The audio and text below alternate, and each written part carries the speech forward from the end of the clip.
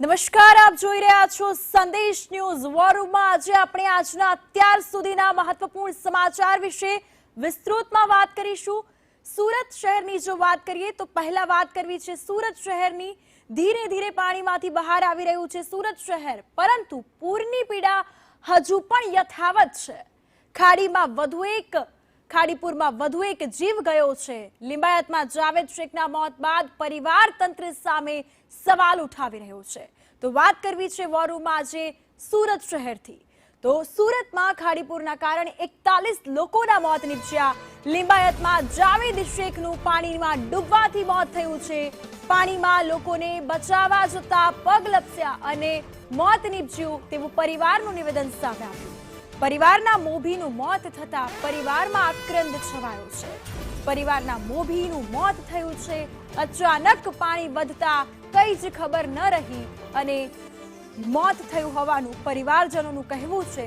અને નજરની સામે જ મારો વાલસોયો ભાઈ ગયો, નજરની સામે મારો ભાઈ ડૂબ્યો તેવું એક બહેનનું કહેવું છે। તંત્ર દ્વારા કોઈ પગલાં લેવામાં આવ્યા નથી, પરિવારજનો આક્ષેપ કરી રહ્યા છે। ખાડીપુરથી તંત્ર હવે મુક્તિ આપે તેવી માંગ પરિવારની ઉઠી છે। તો સુરત શહેરની આ દર્દનાક ઘટના કે જ્યાં પરિવારના મોભીનું મોત થતા પૂર ઉતર્યું, પરંતુ પીડા હજુ સુકાઈ નથી। સુરત સુકાયું પણ પરિવારની આંખો નહીં। રસ્તા ખુલ્યા પરંતુ ઘરના આંગણે સન્નાટો છવાયો છે। આ પરિવારની આંખોમાં એ દર્દ, પાણી ઉતર્યું પરંતુ હજુ આંખોના આંસુ વહી રહ્યા છે। પૂર પછીનું સુરત અને ન સુકાતા આ આંસુ સ્પષ્ટપણે જોવા મળી રહ્યા છે।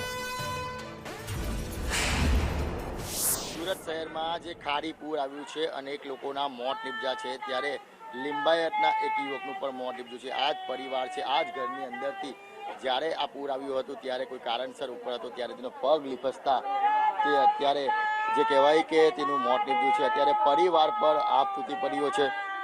ચાચી, कैसे हुआ, क्या हुआ था, कहाँ गए थे?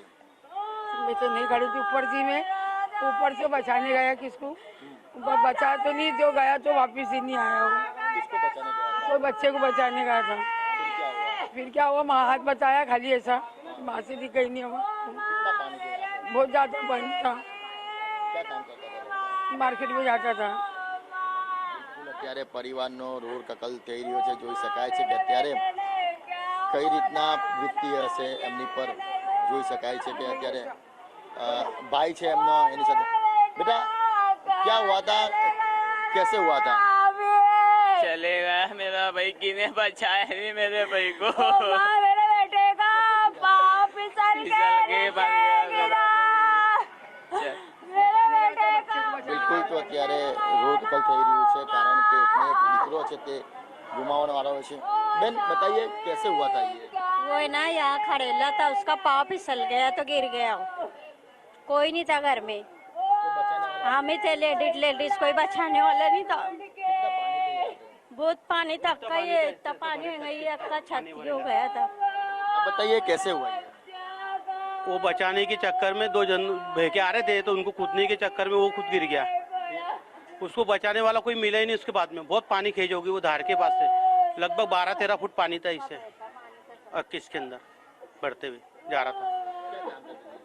मजदूरी करता था वो, मार्केट में। બિલકુલ, તો અત્યારે આ જે માતા છે તે રોડ કકલ કરી રહી છે। સુરત શહેરમાં જે રીતના તબાહીના મંજર સામે આવ્યા છે, અનેક લોકોના મોત નીપજી ગયા છે। ખાસ કરીને વાત કરીએ તો સુરત શહેરમાં જે મોતનો આંકડો છે તે 41 થઈ ગયો છે। 41 લોકોના કરુણ મોત નીપજ્યા છે। જે ખાડીપુર આવ્યું છે, ખાડીપુર અચાનક જ આવી ગયું હતું। લોકોને નહીં ખબર હતી કે આટલું બધું પાણી આવશે। તંત્ર દ્વારા પણ કોઈ પણ જાણકારી નહીં આપવામાં આવી હતી, કોઈને પણ આગોતરું આયોજન છે તે કરવાનો મોકો પણ નહીં મળ્યો હતો। અત્યારે જે કહેવાય કે સુરત શહેરમાં અત્યાર સુધીમાં 41 લોકોના મોત નીપજી ગયા છે। કેમેરા પર્સન અજીત પટેલ સાથે મનીષ પરમાર, સંદેશ।